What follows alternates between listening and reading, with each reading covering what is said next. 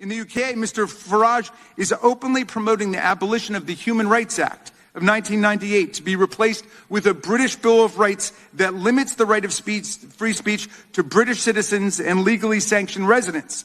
He complains that racist threats against immigrants are not protected free speech, while he proposes to strip migrants, tourists, and perhaps even visiting American congresspeople of any free speech rights at all. I had my own close encounter with that when Mr. Farage and his team presented for more than an hour in a conversation we had about free speech. And after 3 minutes of talking, he cut me off and terminated the meeting because he didn't like what I was saying. That's the kind of free speech he's committed to. There is a free speech crisis in America today, but there's no free speech crisis in Britain.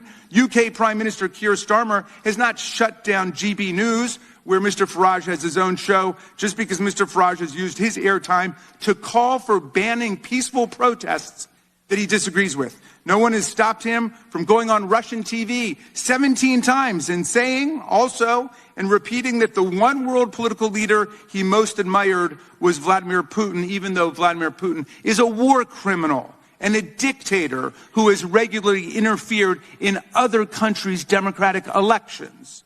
No one has stopped Mr. Farage from parroting Putin's absurd talking points, like when Farage claimed that NATO, the US, and Britain provoked this war in Ukraine.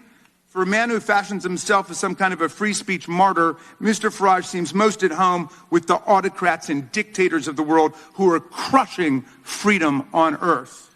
I'm delighted to reacquaint with the charming Mr. Raskin. That was delightful testimony you gave me earlier on with your speech. But hey, that's fine. You can say what you like. I don't care. Because that's what free speech is. And in a sense, this has all been going wrong now for a couple of decades. We've kind of forgotten the Voltairean principles that we'll fight and defend to the death your right to say something that we fundamentally disagree with.